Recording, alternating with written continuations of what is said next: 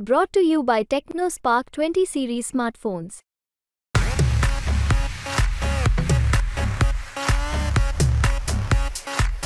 पुण्यातल्या कल्याणीनगर भागामध्ये झालेल्या पोर्श कार अपघात प्रकरणामध्ये आता रोज नवे ट्विस्ट आपल्याला पाहायला मिळतात। पुणे पोलिसांनी या प्रकरणाचा उच्चस्तरीय तपास सुरू केलेला आहे। त्याचबरोबर येरवडा पोलीस ठाण्यामध्ये पहिल्यांदा जो FIR नोंदवण्यात आला होता त्यामधल्या काही कलमांमध्ये वाढ केलेली आहे। त्यानंतर आता विशाल अग्रवाल, त्याचे वडील सुरेंद्र अग्रवाल आणि इतर काही आरोपींची आज पुणे पोलिसांनी चौकशी केलेली आहे।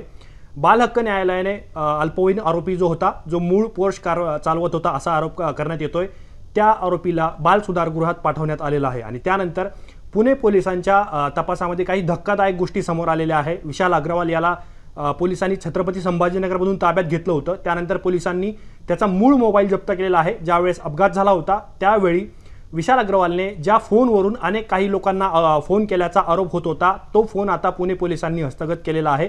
त्यामुळे या प्रकरणात विशाल अग्रवालने नेमके कुणाकुणाला फोन केले होते याची सुद्धा माहिती आता समोर येणार आहे। परंतु आज पुण्यात काय घडलं याकडे सर्वांच्या नजरा होत्या। पुणे पोलिसांनी आज येरवडा पोलीस ठाण्यामध्ये जी पहिली FIR नोंदवण्यात आली होती, जी पहिली तक्रार होती, त्यानंतर जी FIR तयार झाली, या सगळ्या प्रकरणाचा तपास करण्याचे जे आदेश आहेत ते दिलेले आहे।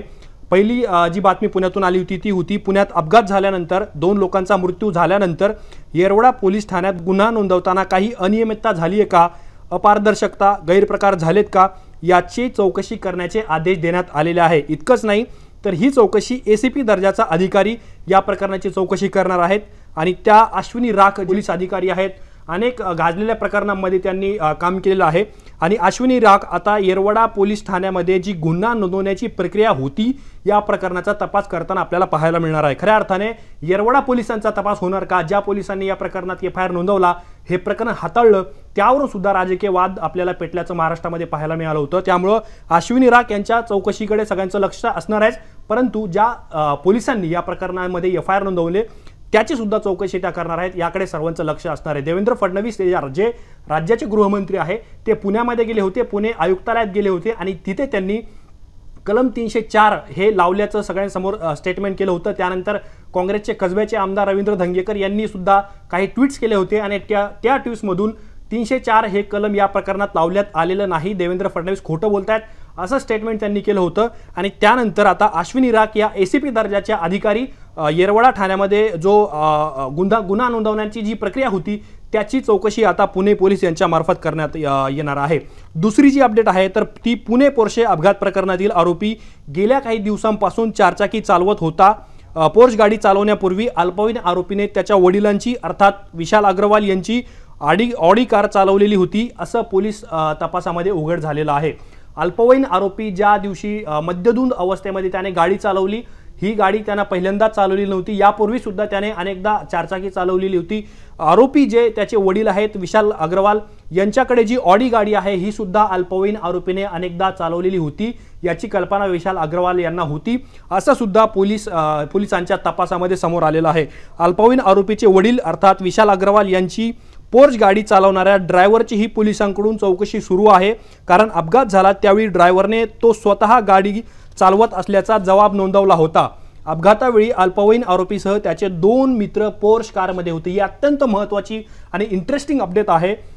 विशाल अग्रवालची जो गाडी सातत्याने नेहमी जो ड्रायव्हर चालवत असतो त्याची सुद्धा पुणे पोलिसांनी चौकशी केलेली आहे आणि त्यावेळी ज्यावेळी अपघात झाला त्यावेळी ज्या ड्रायव्हरने जबाब दिला होता की मी गाडी चालवत होतो त्याची सुद्धा पुणे पोलिसांनी चौकशी केली आणि त्या चौकशीमध्ये ज्यावेळेस अपघात झाला त्यावेळी अल्पवयीन जो आरोपी होता त्याच्यासोबत त्याचे 2 मित्र होते असं सुद्धा पोलिसांच्या तपासामध्ये उघड झालेलं आहे। आरोपी विशाल अग्रवालचा मूळ मोबाईल जप्त करण्यात आलाय। अपघात झाला त्यावेळी विशाल अग्रवालने कुणाकुणाला फोन केले होते, कुणाकुणाला मेसेज केले होते याचा पोलिसांकडून तपास सुरू करण्यात येतोय। संभाजीनगरमध्ये विशाल अग्रवालला ज्यावेळेला अटक झाली होती त्यावेळेस त्याच्याकडून नोकिया कंपनीचा साधा मोबाईल पोलिसांनी हस्तगत केला होता। खऱ्या अर्थाने ज्यावेळेस या प्रकरण घडलं आणि या प्रकरणामध्ये पुणे पोलिसांनी विशाल अग्रवालला फोन करून चौकशीसाठी येण्यास सांगितलं होतं, त्याला सूचना दिली होती, त्यावेळेस पुण्यामध्ये असताना देखील विशाल अग्रवालने तो शिर्डीमध्ये असल्याचं पोलिसांना सांगितलं होतं।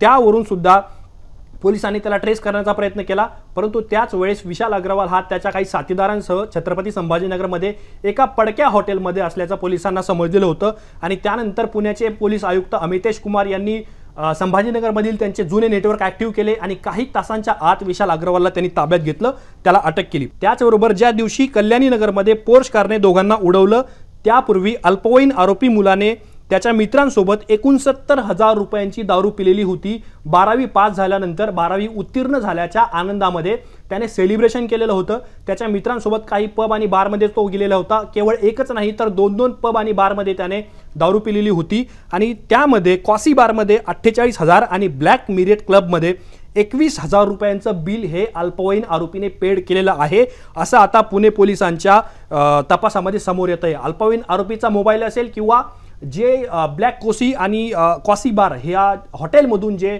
आरोपींना अटक करण्यात आली आहे, मॅनेजर असतील, मालक असतील, त्यांच्या सुद्धा बँक ट्रान्झॅक्शन जे आहेत आता ते पोलिसांकडून जप्त करण्यास सुरुवात करण्यात आलेली आहे। त्याचबरोबर आरोपी विशाल अग्रवाल आणि त्याचे वडील, त्याचबरोबर अल्पवयीन आरोपीचे जे आजोबा आहेत सुरेंद्र अग्रवाल यांच्यासह अन्य काही आरोपींची पुणे पोलिसांच्या गुन्हे शाखेने आज चौकशी केलेली आहे। खरं तर सुरेंद्र अग्रवाल यांना आज पहिल्यांदाच पुणे पोलिसांनी त्यांच्या ऑफिसमध्ये बोलावलं होतं आणि त्यानंतर पोलिसांनी या सगळ्या आरोपींची आज चौकशी केलेली आहे। खऱ्या अर्थाने विशाल अग्रवाल याच्या मोबाईलमध्ये काय सापडतंय, ज्यावेळेस अपघात झाला त्यानंतर तो कुणाकुणाशी बोलला याची सुद्धा पोलीस चौकशी करतात। त्याचबरोबर जो अल्पवयीन आरोपी आहे त्याचा आजोबा सुरेंद्र अग्रवाल याला सुद्धा आज पोलीस ठाण्यात बोलवण्यात आलेलं होतं आणि त्याची सुद्धा विचारपूस अर्थात तपास हा पोलिसांकडून करण्यात येतोय। कल्याणी नगरमध्ये अपघातात कपलचा मृत्यू झाल्यानंतर तेथील रहिवाशींनी आरोपी अग्रवाल याच्या विरोधात आंदोलन केलेलं होतं।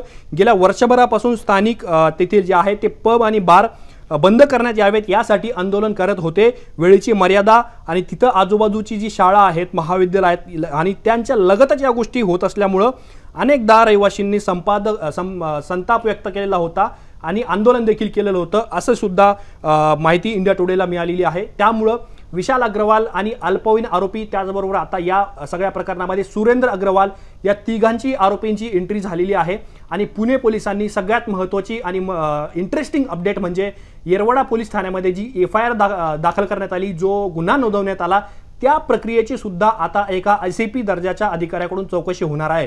या सगळ्या प्रकरणावरती आपलं लक्ष असणार आहे, परंतु आजच्या या व्हिडिओबद्दल तुम्हाला काय वाटतं हे आम्हाला कमेंट बॉक्समध्ये कळवा। असेच माहितीपूर्ण व्हिडिओ पाहण्यासाठी मुंबई तकच्या YouTube चॅनलला सबस्क्राइब करायला विसरू नका।